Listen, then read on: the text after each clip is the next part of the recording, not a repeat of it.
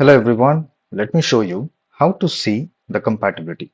Because compatibility not just only work for the partners, the marital partners. It works for any two entities.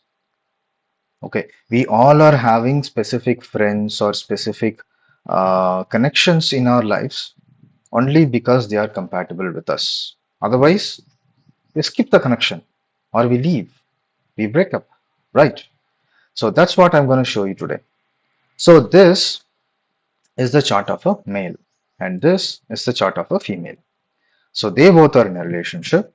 So I'm going to show you what all the important factors, like how they came into a relationship, like what attracted, to what made them be together, right? So first, let's look at the chart of the male.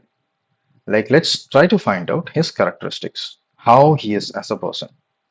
So he has Virgo in the ascendant and Rahu is there. So Rahu is comfortable in Virgo. Rahu enjoys Virgo. Okay. And then Rahu in Hasta Nakshatra. Hasta is known for its magical abilities. And Rahu is also known for magical abilities. And Virgo represents purity and beauty, attraction, everything. So if you see Rahu with Virgo, with the Hasta in the ascendant makes this person intelligent, attractive, magnetic. Then he has Moon and Jupiter aspecting each other. Makes a person a brainiac, a super intelligent, a person with good connections, a person with good potential.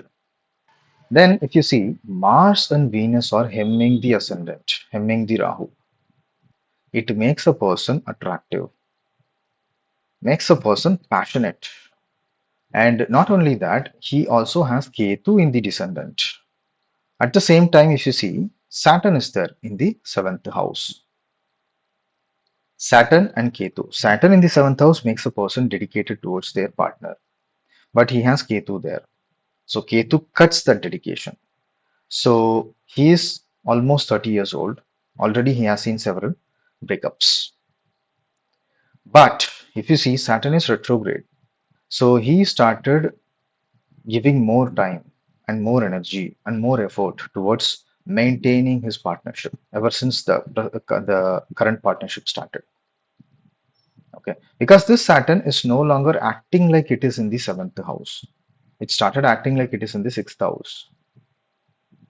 Okay, so sixth house is dedication, like a consistency. Sixth house is seva, service, daily routines. So actively, consistently, he is participating and he is maintaining his relationship. Moon and Jupiter conjunction makes a person brainiac. And the moon is also in the 10th house of service. 10th house is also social obligation. So that is also service. Since moon is there, he is not completely a narcissist. He has such tendency, but he always thinks against it. Okay, this is wrong for me to think like I should serve myself. I should not do that. I should take care of others also. People around me also like that. He is thinking. And with age, it gets better and better.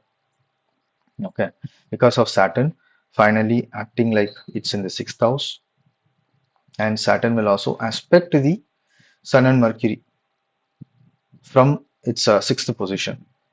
So, Sun and Mercury in the third house makes a person committed, committed to their words, to their promises.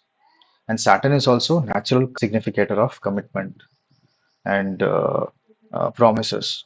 So, when Saturn aspects this Buddhaditya Yoga, this conjunction, it makes him more committed towards his words, towards his promises, like that. Okay. Then let's look at the girl's chart. Leo ascendant, which is empty, and Moon and Rahu are hemming, hemming the ascendant. So what does it say? She also has Moon and Rahu influencing the ascendant, so that makes her indulging towards the self. So she also has such character. Mars in the third house in Libra, and Mars is aspecting Saturn. So what does it say? Mars from the third house. So very strong communication, and it's in Swati. So strong promises. But Mars is aspecting debilitated Saturn. So she is also not able to continue her promises, fulfill her promises because Saturn is debilitated. And Saturn is in the house of learning, higher learning. So she is also learning about commitment. And Mars is also aspecting Sun and Mercury. Sun and Mercury, once again, I told you, it's commitments, agreements, contracts. But it's in the sixth house, it's struggling. It's with Ketu also. Once again, it's struggling. Ketu cuts the commitment. And Mars's fourth aspect is like, I want to give commitment. I'm also giving it, but as soon as I give, I'm unable to maintain it. That's the problem she's facing. But with age, her Saturn also gets stronger because it is in the ninth house. So active commitment will be there with age, with maturity, because Saturn represents age. So overall, if you see, both the male and female have similar characteristics, like serving yourself and unable to maintain long-term commitment. Okay, unable to maintain consistency in their words. So now let's look at the compatibility. So the inner chart is the male's chart. The outer one is the female's chart. So if you see, the female's moon comes over the boy's ascendant. So the moon and Rahu conjunction happens here. So they both started indulging with each other, like started meeting more, enjoying each other's presence like that. Then, if you see, the boy's ascendant is hemmed in between Mars and Venus. So Mars and Venus, they both are coming into contact here. So the boy's Venus and the girl's Mars. So that itself creates instant spark. Then if you see the boy's Mars and the girl's Venus, they both are aspecting each other. Another spark because they both are mutually aspecting each other. So that is another thing. To understand a compatibility, we have to look at the long-term commitment, long-term dedication, a balance in the partnership. So balance in the partnership is represented or denoted by the seventh house. If you look at the boy's seventh house, he has Ketu there. He does not want to do anything there. But the girl brings her Jupiter to the seventh house. What did I tell you? Jupiter also denotes one's personality. Okay, Jupiter is the Jiva. So she brings her Jupiter there. That means she herself comes there. She is like, okay, you have Venus there. I mean, you have Ketu there. You don't care about your seventh house, but I am coming there. Now you have to care because Jupiter expands. So as soon as she comes into contact with his seventh house, he starts focusing there because Jupiter is the wisdom. He is like, oh, I have never looked at things in that way. This girl is making me look into things in a very different perspective. This is good. Why it is good? Because Jupiter is powerful here. Jupiter in its own sign here. And he has a damaged seventh house. It's wounded because Saturn is longevity and Ketu is the sharp object, the knife. So Ketu is hurting this Saturn. So it's wounded. But she brings the healer here, the owner of the seventh house. So he starts healing his seventh house. So naturally, that interest becomes commitment. Then, if you see, his Saturn is moving towards the sixth house. She has Venus there. So, when his Saturn moves towards the sixth house, he sees her Venus there. Her Venus, the girl's Venus, represents her femininity. So, Saturn represents commitment. So, he's like, oh, you are the one I want to serve. Okay. This is a very textbook compatibility chart. Then, if you see, what else? She brings her Rahu to the 11th house of his chart.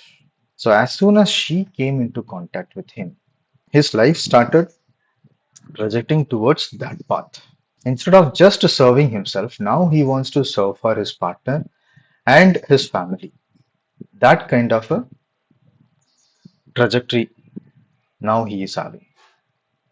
Then, if you see, she also brought Sun and Mercury to his fifth house. So he's like, as long as we have a playful romantic partnership, I will always love you, like that. Now let's see how the girls he's in. The girl has Leo ascendant. He brings Mars there. Then you see his Mars is aspecting her Venus. So the girl has Venus in the seventh house. Then he brings Venus to her Mars. So the guy's Venus, the boy's Venus over the girl's Mars. So here, when it comes to skills, the girl is very masculine. He brings Venus there, his Venus. So what happens? There also, a boy's Venus represents how he is going to love. So this guy looks at her skills and he starts getting attracted towards that. So this, see, now do you see like how they both are fitting into each other's lives? That is why I'm saying this is a textbook compatibility.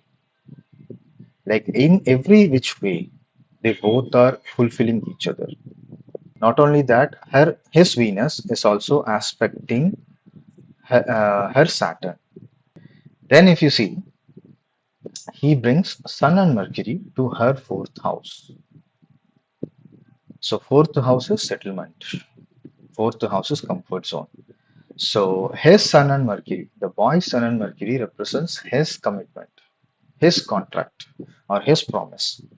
So his commitment, his communication, his promises are making her feel settled, feel comfortable.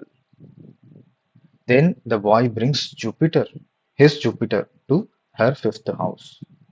He brings his Jupiter there, so she becomes more creative. She becomes more playful. She starts enjoying his presence. So here she brings her Sun and Mercury to his fifth house. So he is happy with her communication and playful abilities and all. Here she is enjoying his Jupiter here. In the sense, his wisdom. That makes her more playful, more happy, and um, more romantic. So this is how they both are helping each other. And then she has Venus in the seventh house. There is a correct Nash here. Venus in the seventh house makes the person get married late or get into a relationship late, committed relationship late. But he brings retrograde Saturn. So it is moving towards Aquarius, towards her seventh house. So there she has Venus. So she is like, oh, I'm not interested in marriage now or relationship now. But he is like, no, no, I'm bringing my Saturn. I'm bringing my commitment. I'm going to be committed to you. So she is like, oh, let me think about it. Let me see how it works. That's how the equation starts working.